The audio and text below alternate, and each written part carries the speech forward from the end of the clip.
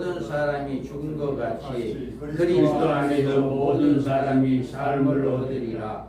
그러나 각각 자기 차례대로 되리니 먼저는 첫 열매인 그리스도요, 다음에는 그가 강림하실 때 그리스도에게 속한 자요, 그 후에는 마지막이니 그가 모든 통치와 모든 권세와 능력을 멸하시고 나라를 아버지 하나님께 바칠 때라. 아멘. 여기에서 보면 첫째 부활, 첫 번째 부활은 첫 열매인 예수 그리스도다.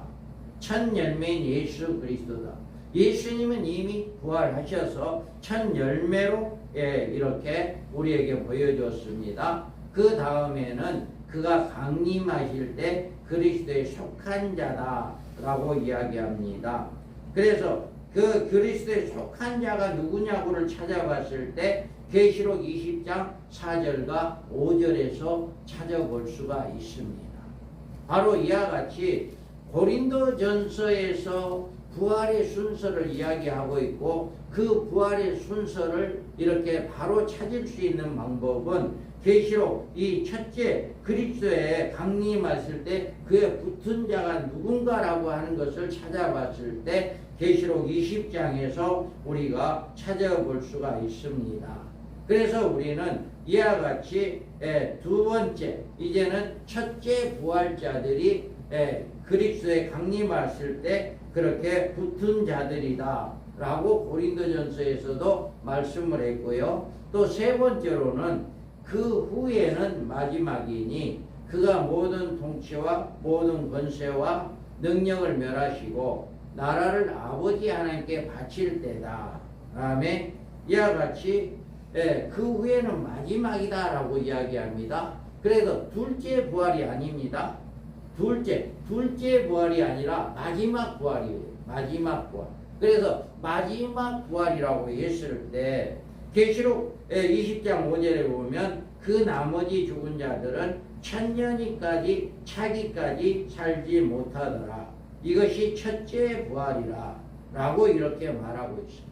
그래서 첫째 부활자의 모든 죽은 성도들이 그 마지막에 부활하게 된다라고 하는 것을 이렇게 말씀을 하고 있습니다. 그래서 계시록 우리가 20장 11절에 보면 또 내가 크고 흰 보좌와 그 위에 앉으신 이를 보니 땅과 하늘이 그 앞에 피하여 감되었더라. 이렇게 말씀해서 완전히 없어지고 난 다음에 천년왕국이 완전히 없어지고 백보자 심판 때에서 이제 심판되어서 부활하게 되어진다라고 하는 것입니다. 그래서 요한복음 5장의 29절에 보면 선한 일을 행한 자는 생명의 부활로 악한 일을 행한 자는 심판의 부활로 나온다라고 이렇게 말하고 있습니다. 그래서 주님이 재림할 때 모든 성도가 부활하는 것이 아니라 그리스도에게 붙은 자, 속한 자, 첫째 부활자들이 먼저 부활을 하게 되고 그 나머지 모든 성도들은 천년왕국이 차기까지 천국에서 안식을 누리고 있다가 백보자 심판 때에 나와서 부활하게 되어진다라고 하는 것을 우리가 잘 알 수가 있습니다. 그래서 이런 문제들을 해석을 하는 방법은 이렇게 문장적 해석을 통해서 다른 해석이 나온다라고 하는 것입니다. 그 다음에 우리가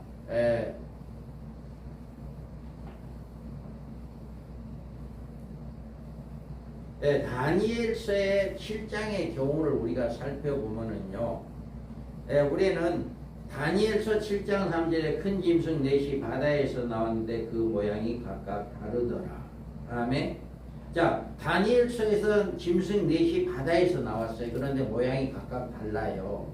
그런데 다니엘서 2장에서는 왕은 곧 그 금이요 금머리이니 왕은 뒤이요 왕보다 못한 다른 나라가 일어날 것이요 셋째로 녹 같은 나라가 일어나서 온 세계를 다스릴 것이며 넷째 나라는 강하기가 새 같으리니 새는 모든 물건을 부서뜨리며 이기는 것이라 새가 모든 것을 부수는 것 같이 그 나라 문나라를 부서뜨리고 찍을 것이며 아멘. 아멘. 이와 같이 언뜻 보면은요 7장과 2장은 같다라고 이렇게 생각할 수가 있어요.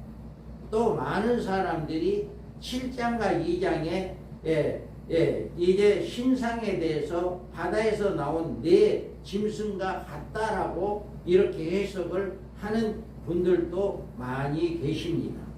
그런데 7장의 바다에서 올라온 큰 네 짐승은 다니엘서 2장의 신상에 나오는 네 제국을 가리킨 것이 아니고 종말에 등장할 네 나라를 의미합니다. 그래서 다니엘서 7장에서 보면 내가 받은 밤 환상 가운데 그 가운데 본 넷째 짐승은 무섭고 놀라우며 또 매우 강하며 또 새로 된 큰 이가 있어서 먹고 부서뜨리고 그 나머지 발로 밟았으며 이 짐승은 전에 모든 짐승과 다르고 또 10뿔이 있더라. 아멘. 이와 같이 이 문장을 봤을 때는 2장과 너무 흡사해요. 네 번째 나라가 넷째 나라나 여기에 네 번째 짐승이 너무나 흡사합니다. 내용적으로 봤을 때 이러다 보니까 이것을 통해서 이제 2장과 7장은 같다 그렇게 생각을 합니다. 그런데 이런 사실은 네 번째 짐승은 먼저 나온 세 짐승과 동일한 시대에 활동하는 네 번째 짐승이 나머지 세 짐승을 굴복시키고 있다는 사실을 알 수가 있어요. 그러니까 다니엘서에서 2장에서는 시대가 다릅니다. 네 번째 나라와 첫째는 바벨론, 메데바사, 헬라, 노마 이렇게 하면 그 시대가 다 다르잖아요. 그런데 다니엘서 7장에서 나오는 이 시대는 동시대를 이야기하는 거예요. 동시대. 그렇기 때문에 이것만을 통해서도 우리는 다르다라고 하는 것을 볼 수가 있어요. 입증을 할 수가 있습니다. 우리가 이제 제5제국에 대해서 이것을 이제 자세하게 더 이제 들어가 보겠습니다.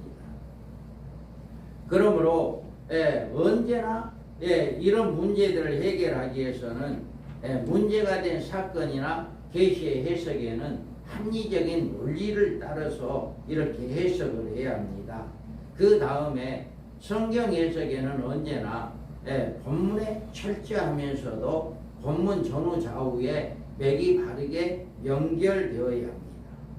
다음에 성경 해석에는 성경의 진리에서 이탈하는 일이 있어서는 안 되는 것입니다.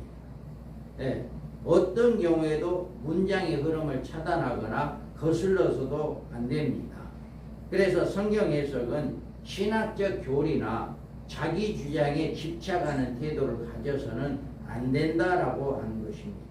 그래서 성경은 성경으로 문장적 해석을 통해서 풀어야 하는데 이사야서 34장 16절에 보면 너희는 여호와의 책에서 찾아 읽어보라. 이것들 가운데 빠진 것이 하나도 없고 죄짝이 없는 것이 없으리니 이는 여호와의 입이 이를 명령하셨고 그의 영이 이것들을 모으셨습니다. 아멘. 이와 같이 우리에게 성경은 성경으로 짝을 찾아서 어떤 문제들을 우리가 첫째 부활이라든가 마지막 부활이라든가 또 이제 이렇게 7장인가 2장에 대한 문제들 이런 모든 문제들을 우리가 살펴봤을 때 성경에서 성경으로 해석을 되어야 하고 우리가 이렇게 어떤 문제들을 문장적 해석으로 문제들을 잘 문장의 흐름을 차단하거나 거슬러서는 안 되고 우리가 잘 해석을 해서 어떤 신학적인 교리나 자기 주장에 집착하는 그런 태도를 가져서는 안 되고 오직 성경에서 그 문제를 해석을 하는 이런 역사가 일어나야만이 바른 해석을 할 수 있다라고 하는 것을 우리가 알 수가 있습니다. 우리가 먼저 이 첫 시간에 우리는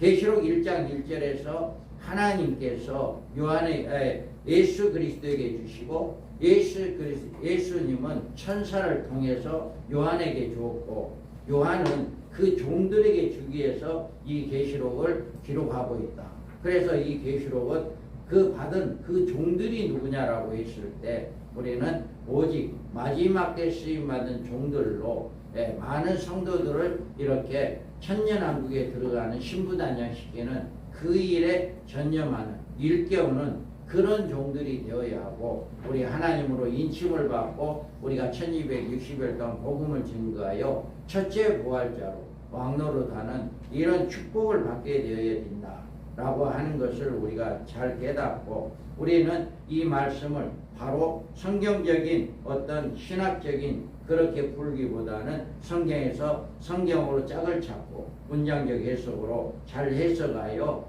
많은 성도들을 옳은 대로 인도하는 우리 모든 하나님의 종들 되기를 주님의 이름으로 축복하겠습니다. 우리 잠시 쉬고 한 10분 20분 쉬고 또 이제 들어가겠습니다. 성원이 오느라고 고생했습니다. 고생했습니다. 고생했습니다. 고생했습니다. 장성이나 단양이나 비슷할까? 장성이나 단양. 우리 장 목사님 부릅니다. 왜 팔에 뭐가 많이 붙었네? 여러분 막 최고 바쁜데. 뭐가 많이 못 내게 지금? 상코. 상터 반갑습니다. 목사. 여기다가 이거 오이라고 고생했어. 오늘 많은 양 보이네. 신경이